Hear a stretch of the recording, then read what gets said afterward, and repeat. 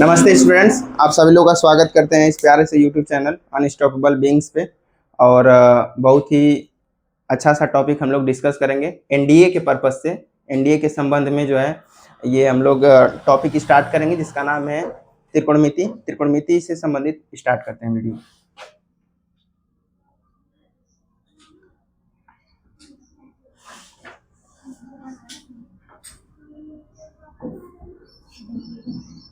त्रिकोणमिति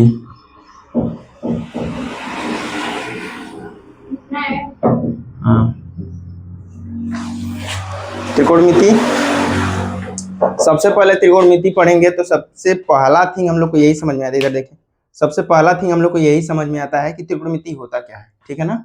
तो सबसे पहले हम लोग ये जानेंगे कि त्रिकोणमिति क्या होता है। What is त्रिकोणमिति?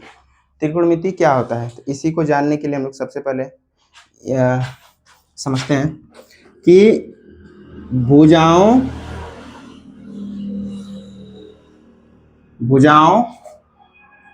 और कोण, भुजाओं और कोण। इधर देखिए, वीडियो देख रहे हैं। भुजाओं और कोण, इन दोनों के बीच का संबंध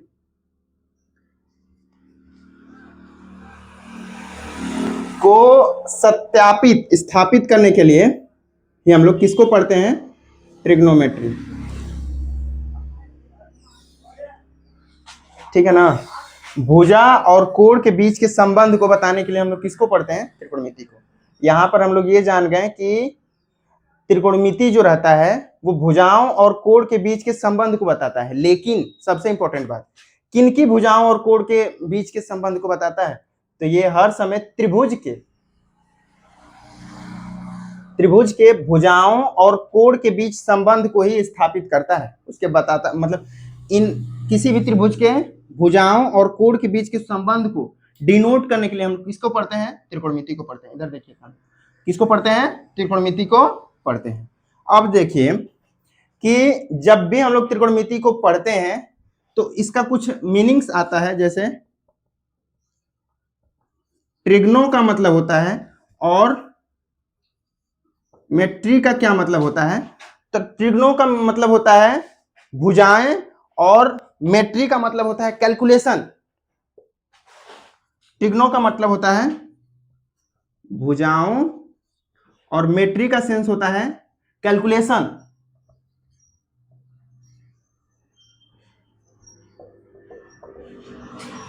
ट्रिग्नोमेट्री में भुजाओं और कैलकुलेशन का मतलब होता है कि उनके बीच का वो गणना करना। इसका मतलब होता है गणना। ध्यान से समझिए कि ट्रिग्नोमेट्री जो वर्ड है उसमें ट्रिग्नो का मतलब होता है भुजाओं और मेट्री का मतलब होता है कैलकुलेशन।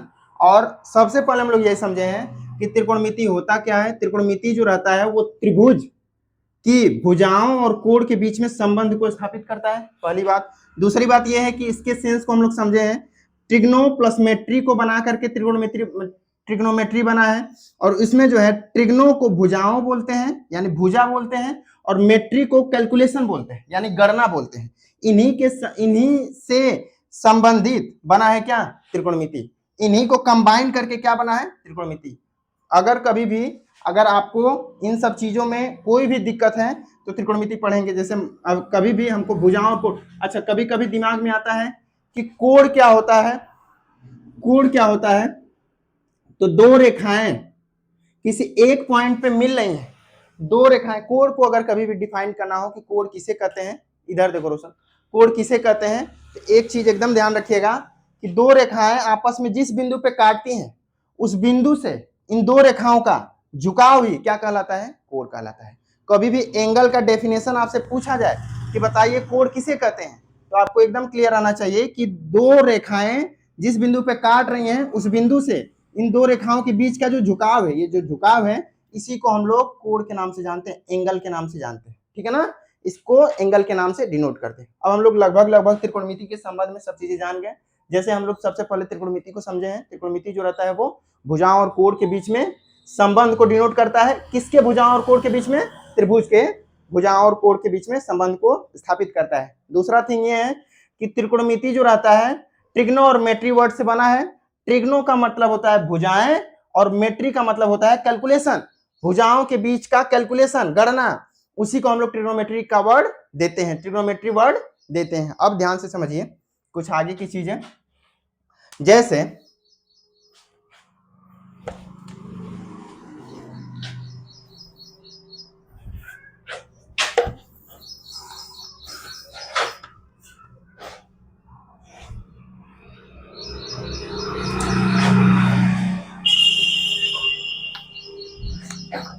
ध्यान से समझिए, अगर त्रिकोणमिति को देखा जाए तो ऐसे क्या क्या अनुपात हैं जिनकी सहायता से हमको त्रिकोणमिति जो है पढ़ना है, किनकी सहायता से हम पूरे त्रिकोणमिति को समझते हैं, पूरा चैप्टर, पूरा जो है सिलेबस त्रिकोणमिति से संबंधित किनके बेसिस पे, किनके आधार पर चलता है, तो उन्हीं को हम लोग नया नाम से जानते हैं त्रिकोणमिति अनुपात, और उसी को देखते हैं।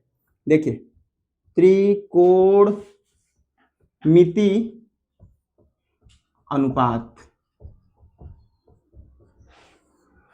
एक बात याद रखिएगा कि इसमें जो है एकदम जीरो से लेकर के पीक पॉइंट तक, क्लास 12th तक जो भी चीजें पढ़ाई जाती हैं त्रिकोणमिति के संबंध में, पूरी चीजें यहाँ पर डिस्कस होंगी। तो ध्यान से समझिए, एक वीडियो में पूरा खत्म हो जाएगा। तो त्रिकोणमिति अनुपात को समझते हैं, वो एनडीए से संबंधित है, पूरी चीजें जो है एनडीए से संबंधित है, सब चीजें जो है एनडीए से कनेक्टेड ही रहेंगी जो चीजें रहेंगी। लेकिन एक बात और है कि त्रिकोणमिति में जो भी चीजें, जो भी थिंग्स हमको पढ़ने को मिलता है, पूरी चीजों को समझेंगे हम लोग। त्रिकोणमिति अनुपात देखते हैं। त्रिकोणमिति अनुपात में कहते तो हैं त्रिकोणमिति अनुपात, लेकिन एक्चुअल में इसी पे बेस्ड होता है पूरा त्रिकोणमिति, इसी पे बेस्ड होता है पूरा ट्रिग्नोमेट्री। तो ध्यान से समझिए, sine cos, sine theta cos theta, tan theta cot theta, sec theta cosec theta.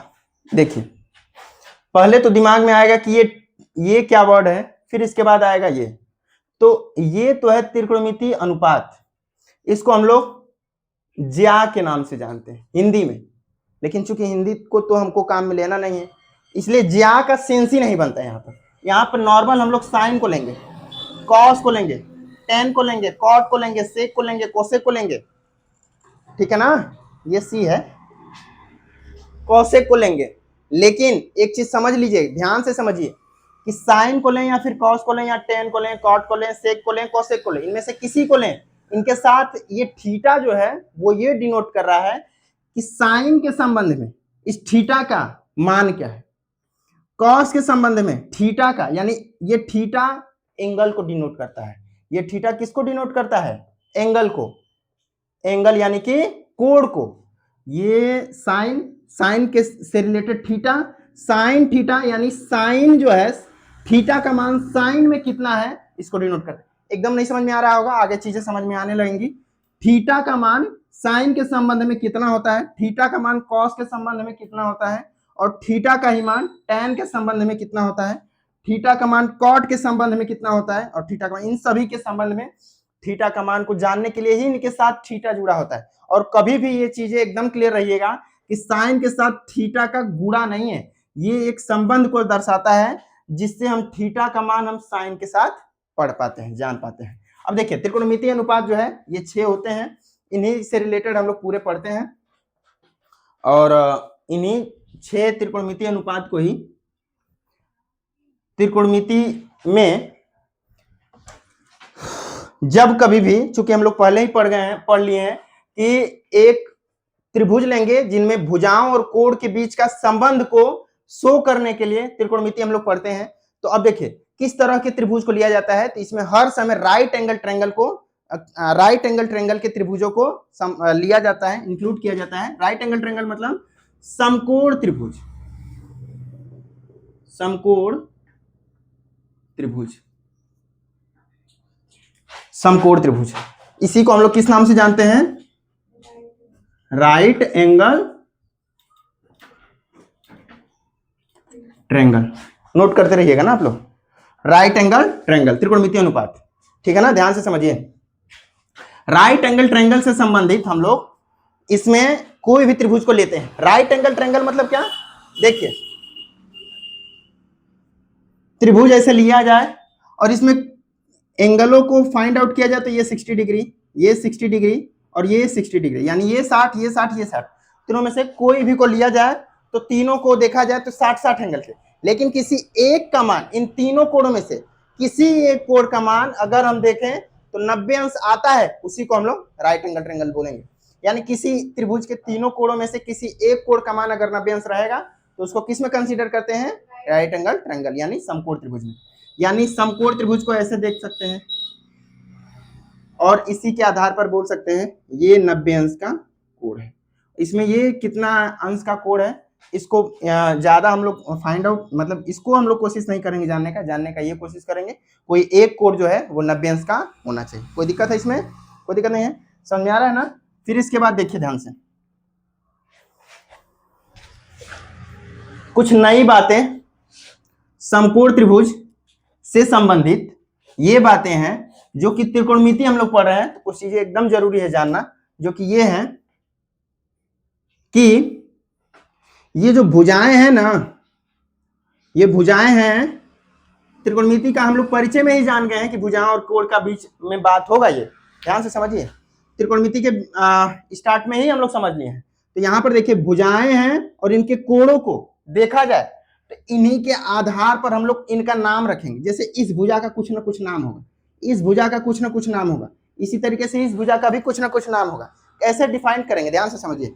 अगर सपोज हम इस कोण के अनुसार माने, जो हम लोग पहले थीटा को लिए थे, थीटा को, इस थीटा के अनुसार हम लोग इनका नाम रखेंगे। एकदम ध्यान से रहिए, समझिए कि अगर हम इसको थीटा मानते हैं या इसको, मान लीजिए हम इसको थीटा मान लिए, ठीक है ना, किसी एक को हम थीटा मान लेते हैं। सपोज हम ये राइट एंगल ट्रायंगल यानी समकोण त्रिभुज है, इसमें किसी एक को हम लोग थीटा मान लिए। थीटा मानने का मतलब कि ये कोण है जो डिफाइन नहीं है, कितना अंश का कोण है ये डिफाइन नहीं है, इसलिए हम इसको थीटा, अगर हमको पता रहता कि 30 अंश का है तो थीटा मानते हैं, डायरेक्ट 30 अंश न लिखते हैं। हम मान रहे हैं कि ये जो है थीटा है और थीटा के संबंध में ये बताने की कोशिश कर रहे हैं कि इसके जो इस थीटा के सामने की जो भुजा है उसी को हम लोग एक नया नाम से देते हैं जिसका नाम होता है लंब। किस नाम से जानते हैं, लंब। और इसी को हम लोग इंग्लिश में किस नाम से जानते हैं, तो परपेंडिकुलर, परपेंडिकुलर। और इसके बाद जो है ये लंब हो गया। फिर जो इस तीनों भुजाओं में सबसे बड़ी भुजा होती है उसको हम लोग नया नाम से जानते हैं, यानी इसको कर्ण के नाम से जानते हैं। कर्ण यानी कि हाइपोटेनियस, इसको किस नाम से जानते हैं, हाइपोटेनियस। और एक लास्ट में जो बचा भुजा उसको हम लोग लास्ट क्या नाम से जानते हैं, आधार। बहुत बढ़िया, इसको किस नाम से जानते हैं, आधार। इसको इंग्लिश में क्या बोलते हैं, बेस। इसको क्या नाम से जानते हैं, बेस। अब इन्हीं भुजाओं का नाम जब जान गए तो इससे त्रिकोणमिति का जो त्रिकोणमिति अनुपात जो है उसमें ये हम लोग देखे थे कौन कौन था, तो उसमें देखे थे हम लोग साइन था, साइन थीटा, कॉस थीटा और टेन थीटा, यही थे। और उसी तरीके से sine cos tan, cot theta, sec theta, cosec theta, यही था। ध्यान से समझिए, sine cos tan, cot sec, cosec, इन्हीं को हम लोग कंसीडर कर रहे थे। देखिए त्रिकोणमितीय अनुपात में समकोण त्रिभुज ले लिए, इनका नाम रख दिए। नाम रखने के आधार पर हम क्या करेंगे, किसी एक को लेंगे, त्रिकोणमिति के किसी भी अनुपात में जो ये अनुपात है इनमें किसी एक को लेंगे, यानी साइन को लेते हैं। ध्यान से समझिए, इधर साइन को लेते हैं और इसी के संबंध में इनका अनुपात बनाएंगे, इन भुजाओं का अनुपात बनाएंगे। जैसे साइन को लिया जाए, साइन बराबर होता है लंब बटा में कर्ण, लंब बटा में कर्ण। इसी को हम लोग, लंब को हम लोग परपेंडिकुलर और कर्ण को हम लोग हाइपोटेनियस के नाम से जानते हैं। इसको क्या नाम से जाने हैं, परपेंडिकुलर, और इसको हाइपोटेनियस। फिर इसी तरीके से कॉस थीटा को हम लोग किस नाम से जानेंगे, आधार बटा में, आधार बटा में कर्ण, आधार अपान में कर्ण।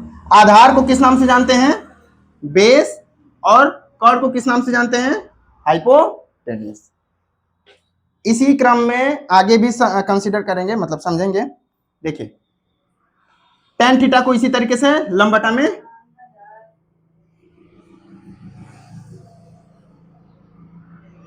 आधार, और लंब को किस नाम से जाने हम लोग? परपेंडिकुलर, ठीक है, और आधार को बेस। Very good. आप इसको सिर्फ इसी तरीके से, मतलब सेम इसी प्रकार हम लोग कॉट को भी, सेक को भी, कोसेक को भी लिखेंगे। कैसे लिखेंगे? देखिए जैसे अगर हम कॉट की बात करें, आधार बटा में लंब होगा। कॉट थीटा का क्या होगा? आधार बटा में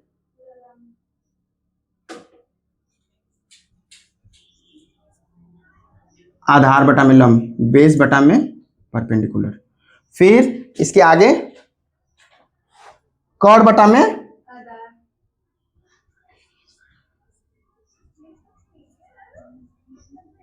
कॉट बटा में आधार, कॉट अपान में आधार, यानी हाइपोटेनियस अपान में बेस। फिर कॉट बटा में, वेरी गुड। कॉट को किस नाम से जानेंगे? हाइपोटेनियस, और लंब को परपेंडिकुलर। इसके लिए हम लोग एक चीज समझते हैं, ध्यान से समझिए। ये जो जानने की कोशिश किए हैं सबके बराबर क्या होता है, एक चीज इसमें चीज जो जानना जो बहुत जरूरी है, जिसके आधार पर हम लोग याद रखेंगे इन सभी को, उसका नाम है लाल बटा में कक्का। लाल बटा में कक्का, एक तो ये है, दूसरा है लक अकला। इन दोनों के आधार पर हम लोग क्या करेंगे, इनको याद कर सकते हैं और दिमाग में कंठस्थ कर सकते हैं, याद रखे रह सकते हैं।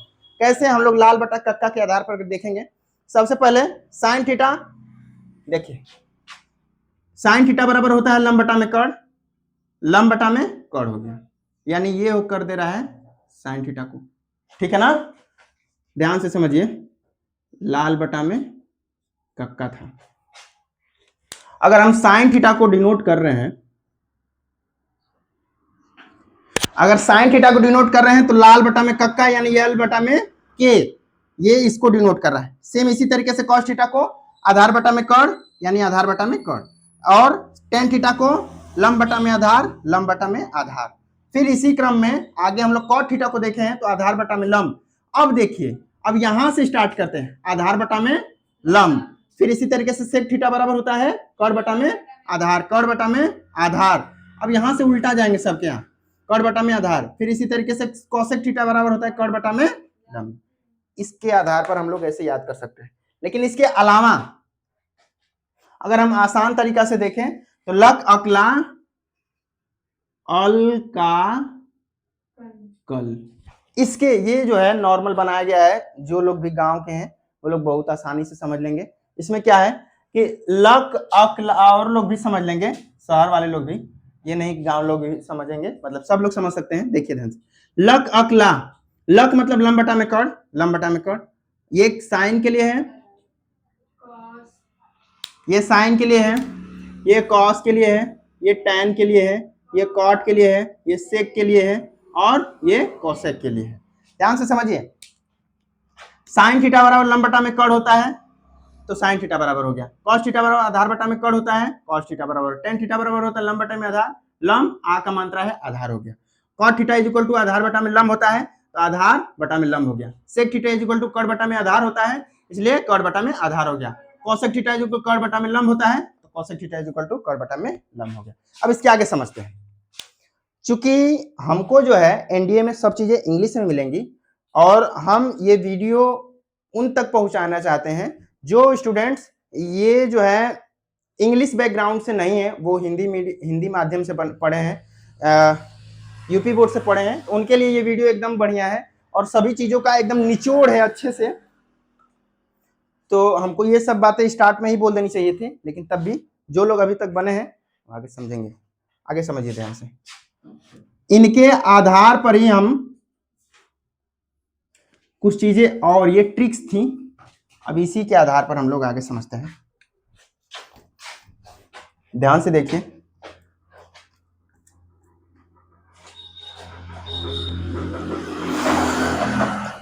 अब कुछ ये त्रिकोणमिति के संबंध में ही कुछ चीजें समझना है आगे। जैसे अगर हम sine theta into cosec theta करें तो इसके बराबर 1 होता है। साइन थीटा और कॉसेक थीटा को अगर इंटू करते हैं तो इसके बराबर 1 होता है। इधर देखिए ध्यान से, साइन थीटा और कॉसेक थीटा को इंटू करते हैं तो इसके बराबर कितना आता है? 1 आता है। अब देखिए, किसी एक को पक्षांतर कीजिए, ट्रांसफर कीजिए, तो इधर मल्टीप्लाई में है तो इधर जाएगा तो डिवाइड में, यानी इधर गुणा है तो इधर जाएगा तो भाग। तो यानी sine theta is equal to हो जाएगा 1 अपान में कॉसेक थीटा। या फिर इसी का जस्ट दूसरे तरीका से कॉस थीटा को रोक लीजिए इधर, अरे कॉसेक थीटा को इधर रोक लीजिए, और इसके बराबर हो जाएगा 1 अपान में साइन थीटा। अब देखिए ध्यान से कि ये एक तरह का फॉर्मूला है, एक तरह का फॉर्मूला बन गया ये यहाँ पर, जो कि त्रिकोणमिति में काम आएगा। और इसी तरीके से हम किसको, इन सभी को समझेंगे, लेकिन इसका क्या क्या काम है। जैसे देखिए, साइन थीटा बराबर होता है, साइन थीटा बराबर होता है 1 अपान कॉसेक थीटा, और कॉसेक थीटा का मान यहाँ पर देखिए, साइन थीटा का मान क्या है? लंब बटा में कर्ण, और उसी को कॉसेक को देखा जाए तो 1 अपान में लिखा है तो कॉसेक उल्टा हुआ साइन का। जैसे 3 लिखा है, इसका उल्टा लिखना है ना, जैसे मान लीजिए a बटा में b लिखा है और इसका उल्टा लिखना है तो 1 बटा में a बटा में b कर दीजिए। तो इससे क्या होगा ना कि नीचे वाला ऊपर गुणा होता है, यानी b अपान में a हो गया। तो a अपान b का उल्टा क्या होता है? b upon a। तो अगर उल्टा लिखना है तो 1 के बटा में लिख दीजिए।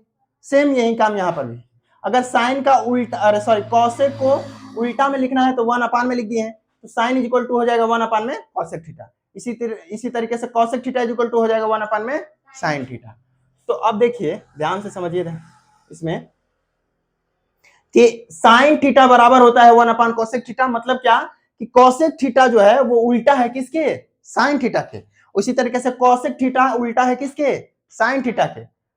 तो मतलब यही है कि यहां पर भी वो चीजें अप्लाई होना चाहिए। साइन थीटा बराबर लंब बटा में कॉर्ड, तो कॉसेक थीटा बराबर भी होता है इसका उल्टा, कॉर्ड बटा में लंब। इसी तरीके से कॉस थीटा इसका उल्टा होता है सेक थीटा का। इधर देखिए, आधार बटा में कॉर्ड, यहाँ पर क्या हो जाएगा?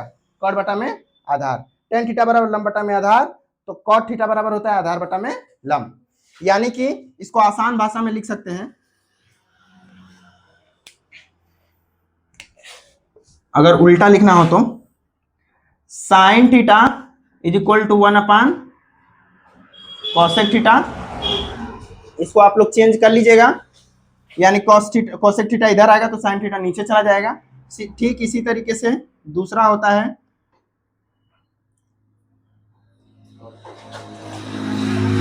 Cos theta is equal to 1 upon sec theta, और तीसरा नंबर होता है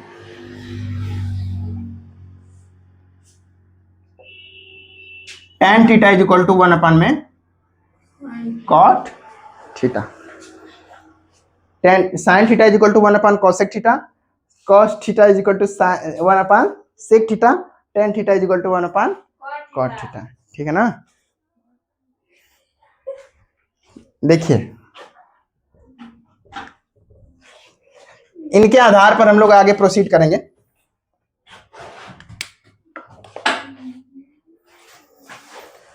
ये तो हो गया व्युत्क्रम अनुपात, ठीक है ना? ये क्या हो गया? व्युत्क्रम अनुपात। हंसाइए मत आप लोग, ठीक है ना? व्युत्क्रम अनुपात साइन का होता है, इनके आधार पर हम लोग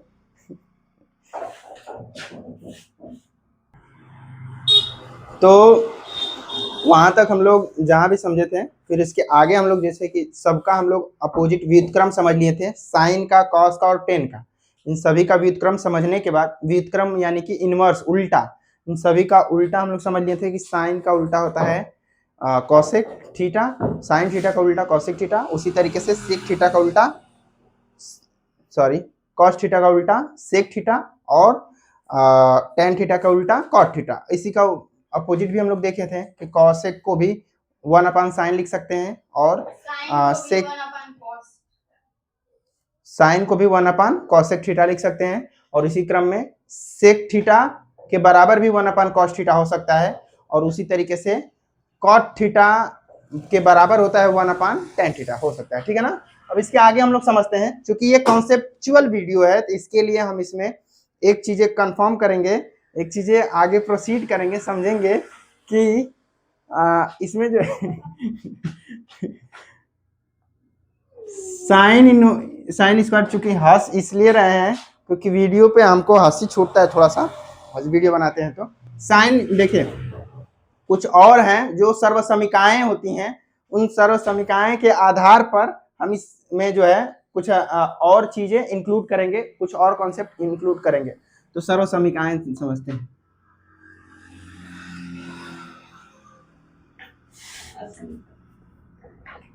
त्रिकोणमिति से संबंधित कुछ सर्व समीकाएं, ठीक है ना। उसमें देखिए sine square theta plus cos square theta is equal to 1, पहला सर्व समीका।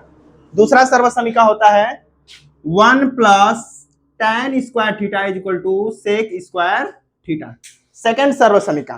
थर्ड सर्व समीका होता है 1 plus cot square theta is equal to cosec square theta, ये होता है।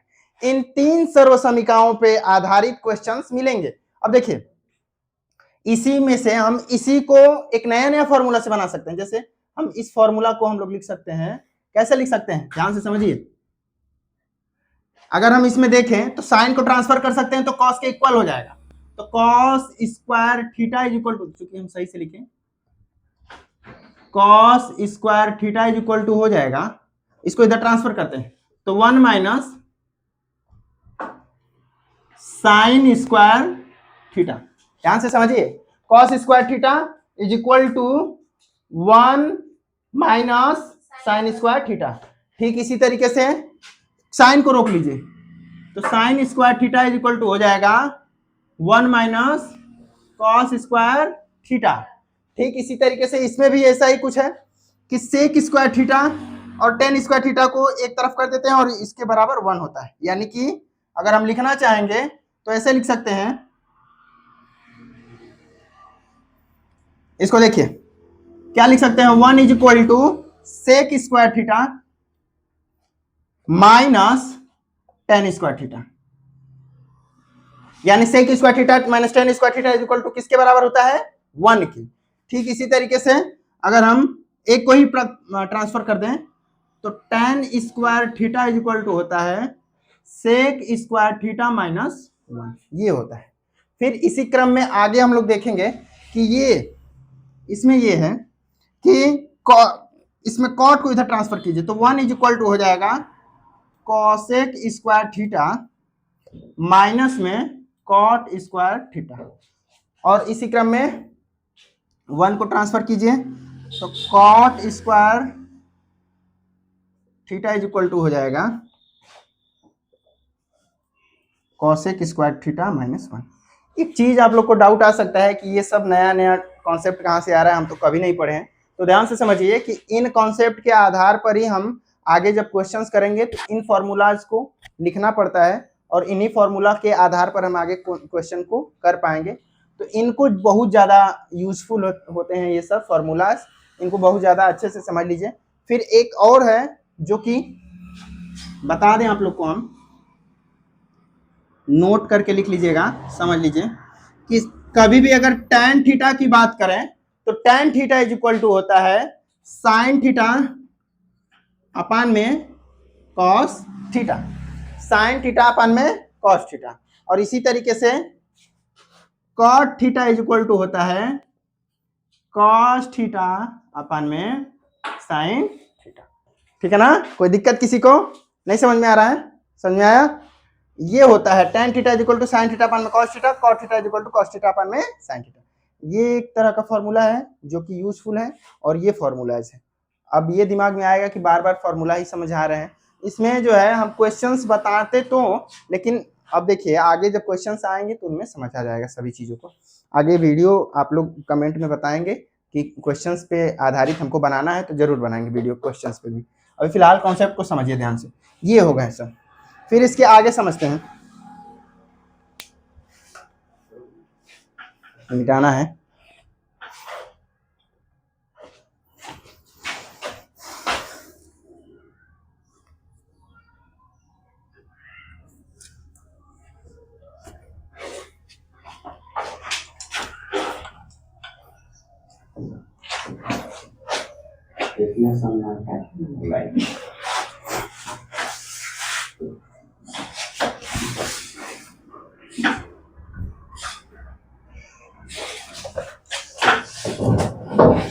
देखिए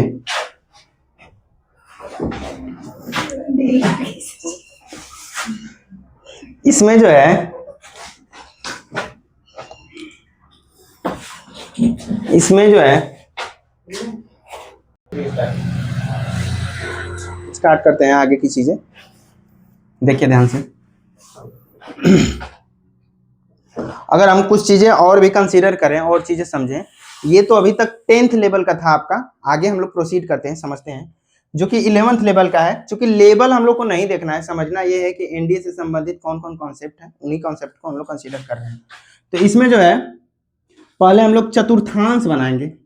चतुर्थांश बनाने के बाद इसमें हम लोग एक एक को नाम देंगे। जैसे फर्स्ट वाले को लिखेंगे फर्स्ट चतुर्थांश, सेकंड वाले को लिखेंगे सेकंड चतुर्थांश, थर्ड वाले को थर्ड चतुर्थांश और चतुर्थ चतुर्थांश यानी फोर्थ चतुर्थांश।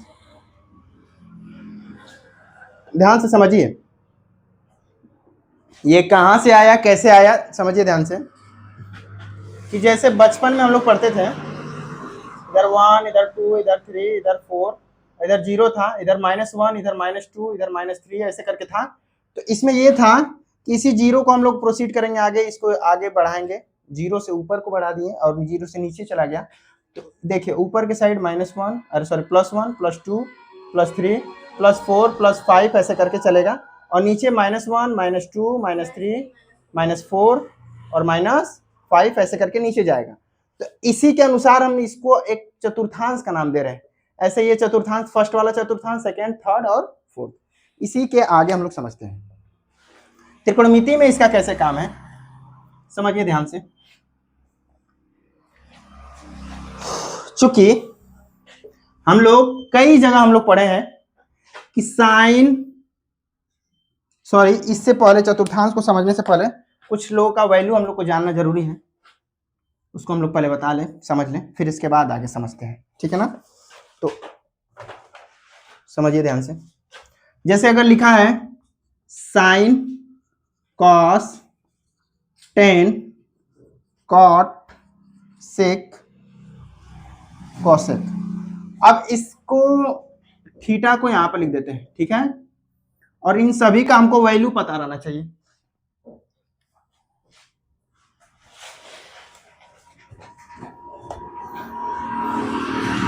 जीरो अंश बटा 2 30 अंश 45 अंश 60 अंश और लास्ट में देखिए ध्यान से, इसमें जो है हम साइन को कंसीडर करते हैं, साइन को समझते हैं। साइन का थीटा में अगर 0 अंश का मान पूछेंगे, जो हम लोग समझ रहे थे पहले स्टार्टिंग में समझे हैं कि साइन का थीटा में मान कितना हो, यानी इस कोण का मान साइन के साथ कितना होगा। वैसे ही उस कोण के जगह हम क्या रख दिए 0, यानी थीटा की जगह 0 रहेगा। तो साइन कैसे होगा, साइन 0 अंश का मान, थीटा की जगह कितना आ गया 0 अंश। वैसे ही साइन 30 अंश का मान, यानी थीटा की जगह कितना आ गया 30 अंश आ गया।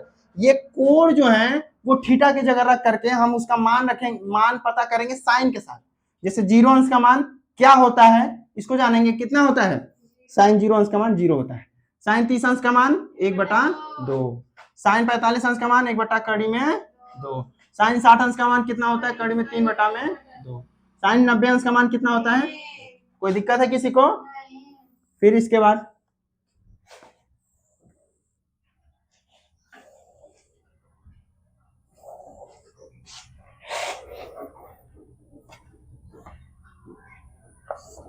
नीचे का भी दिख रहा है ना, यहाँ तक दिख रहा है ना सब? हाँ। ठीक है, देखिए ध्यान से।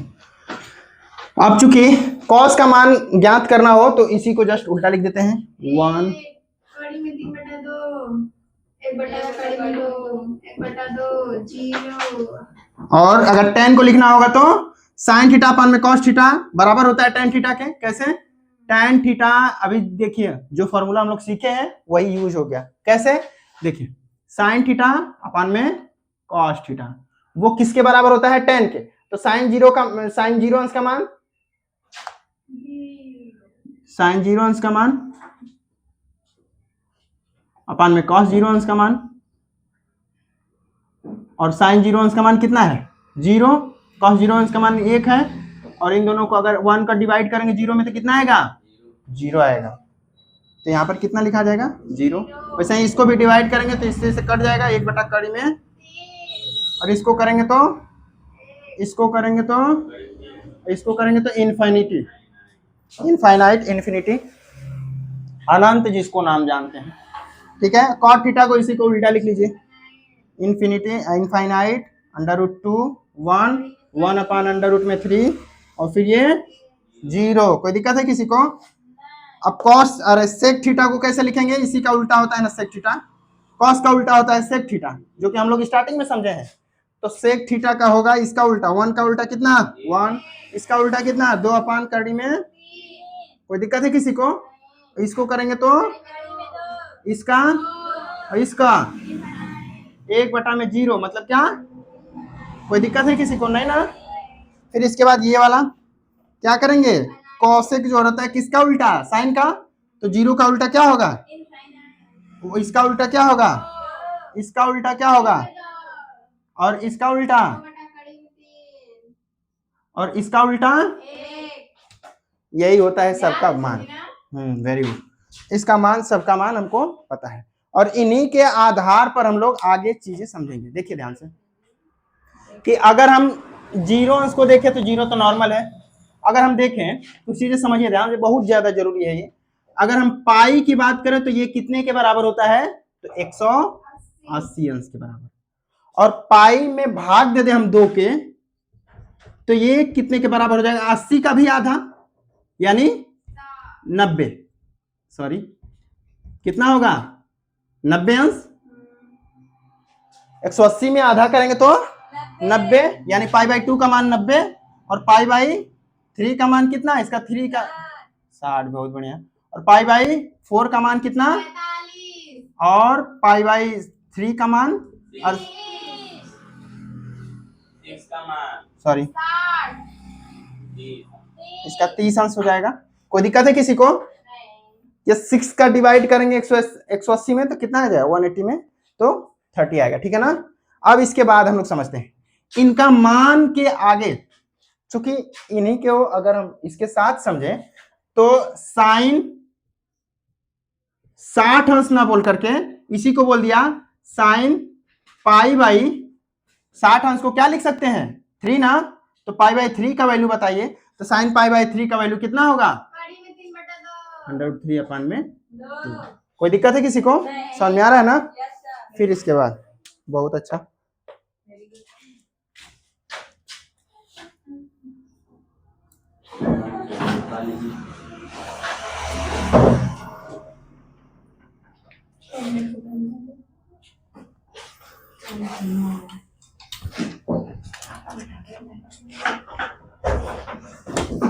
पानी भरे को मना रहे खाली 20 टका करो।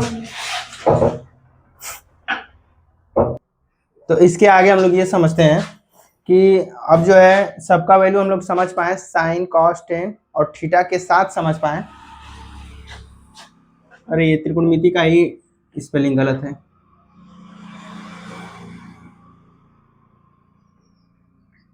ट्रिग्नोमेट्री होता है, हम थोड़ा सा मिस्टेक लिख दिए थे।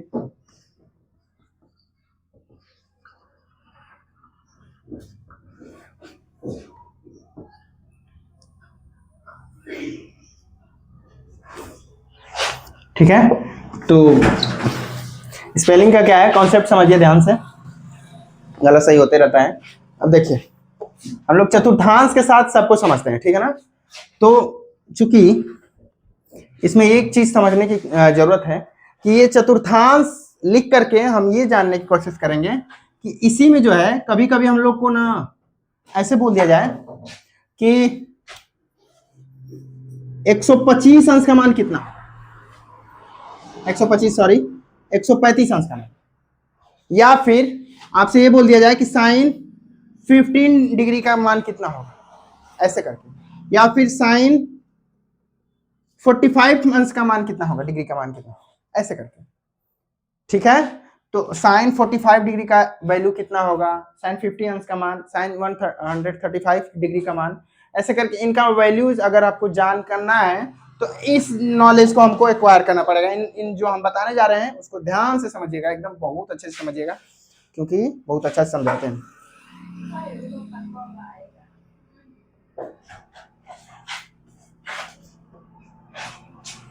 समझिए ध्यान से।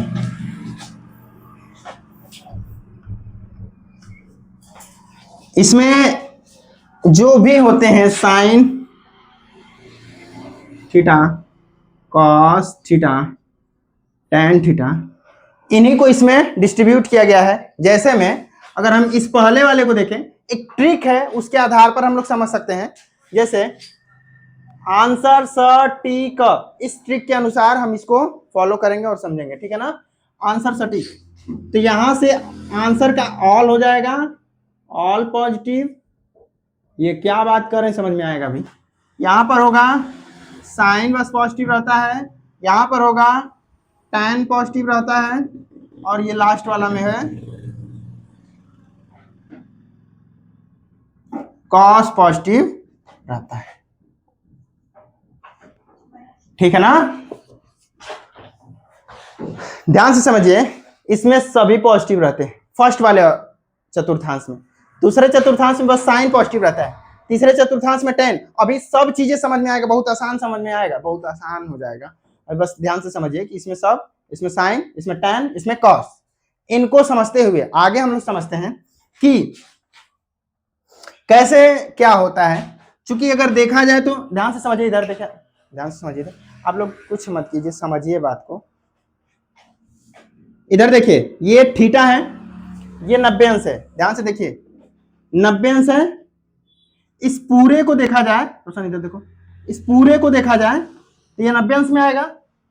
और यहां से अगर ज्यादा बढ़े, ध्यान से समझिए, एकदम ध्यान से समझिए, अगर इस पूरे को देखा जाए तो 90 अंश है, इससे हम आगे बढ़ेंगे तो 90 से प्लस होगा, 90 से ज्यादा होगा। यानी अगर 91 होगा तो इसके आगे, 92 होगा तो इसके आगे, तो मतलब आगे हो रहा है तो इसके आगे ही ना जा रहा है। और इस वाले ऑर्बिट में कितना से कम है, तो अगर ये 90 है और ये भी 90 है पूरा, तो ये पूरा कितना हुआ, ये यहां तक 180 हुआ। तो 180 से कम और 90 से, 90 से अधिक और 180 से कम वाले इस वाले ऑर्बिट में आएंगे। समझ में आया कि नहीं। और इसमें 180 से ज्यादा, देखिए इधर ध्यान से, लिखने का जरूरत नहीं है, 180 से ज्यादा, और ये कितना है, नहीं 90 90 90, तीनों को जोड़ेंगे तो 9 लिख के 27, 200, यहां तक कितना आ रहा है 200, तो 270 से कम और 180 से, वो किस ऑर्बिट में आएंगे, थर्ड वाले ऑर्बिट में, तीसरे ऑर्बिट में, अरे ऑर्बिट करें चतुर्थांश में, किसमें आएंगे, पहले चतुर्थांश में 90 से कम वाले, दूसरे चतुर्थांश में 90 से ज्यादा 180 से, और तीसरे चतुर्थांश में 180 से ज्यादा और 270 से। समझ में नहीं आया ना। फिर इसके बाद 270 से अधिक, और यहां पर कितना है, जोड़िए गुणा करिए, 90 90 90 90, तो 9 लिख के 27, 9 चौका 36, जीरो बढ़ा दीजिए, 360 हुआ। ये कितना हुआ, एक पूरा जो है ये कितना हो गया 360। अब 360 से कम और 270 से, वो किस वाले ऑर्बिट में आएंगे, चतुर्थ चतुर्थांश में ऑर्बिट कर रहे हैं, चतुर्थांश में। तो अब ध्यान से समझिए कि इसमें जो रहेंगे सभी पॉजिटिव होते हैं। इसका क्या मतलब है, इसका क्या मतलब बनता है, देखिए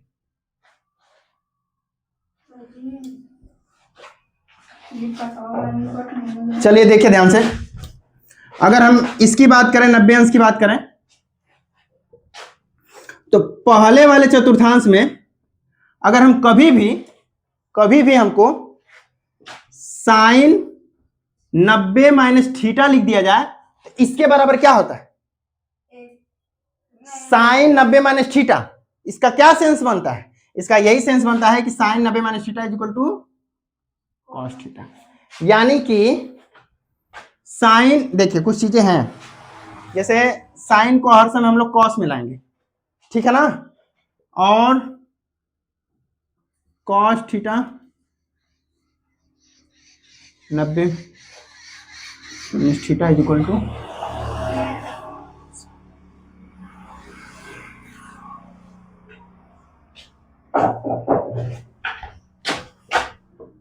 tan 90 minus theta is equal to sine cos tan को किस में करेंगे?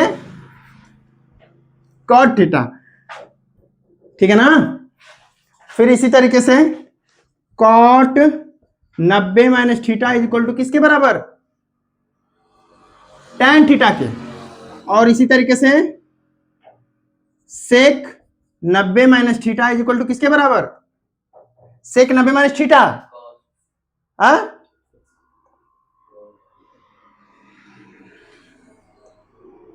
कॉसेक थीटा के। उसी तरीके से cosec 90 minus theta is equal to, ठीक है ना, समझ में आया?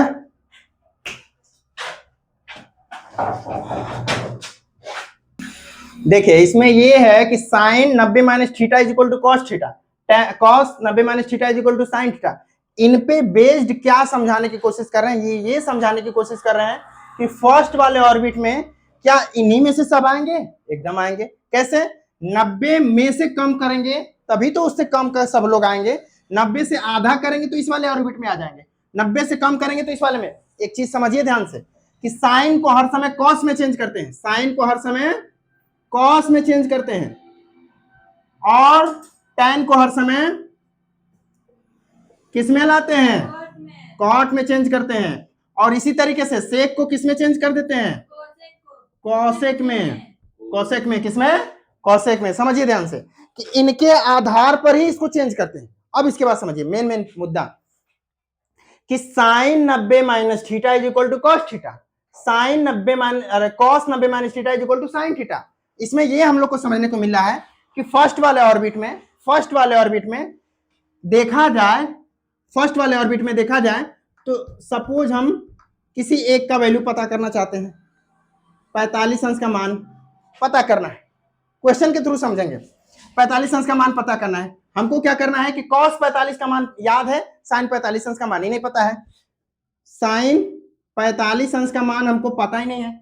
पता किसका है? cos 45 अंश का मान। देखिए इधर ध्यान से समझिए, sin 45 अंश का मान हमको याद नहीं है, किसका याद है? cos 45 अंश का मान। एक छोटा सा एग्जांपल के थ्रू समझते हैं। तो cos 90 माइनस 45 अंश लिख सकते हैं? नहीं लिख सकते हैं। इसी को हम लोग लिख सकते हैं sin 90 माइनस 45 लिख सकते हैं? लिख सकते हैं, क्योंकि 90 में से 45 घटाएंगे तो 45 आ जाएगा, और साइन के साइन लिखे ही हैं, तो साइन 90 माइनस थीटा क्या होता है? Cos theta. तो यहां पर लिख सकते हैं क्या? कॉस थीटा की जगह कितना? 45। अब बताइए कॉस 45 अंश का मान कितना? 1/2। यानी कि कहीं ना कहीं हमको एक का नहीं याद है और एक का याद है, उसकी सहायता से हम उसको बता सकते हैं। किसकी सहायता से? ये फॉर्मूला के आधार पर। और भी चीजें हैं, बहुत डिटेलिंग है, बहुत अच्छा समझ में आएगा। समझिए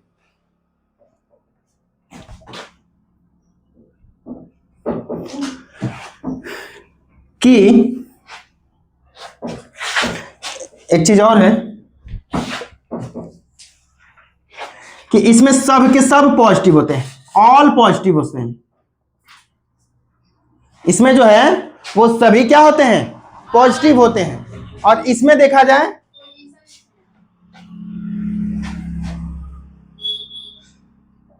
इसमें ऑल पॉजिटिव होते हैं, इसमें जो रहता है बस साइन पॉजिटिव होता है।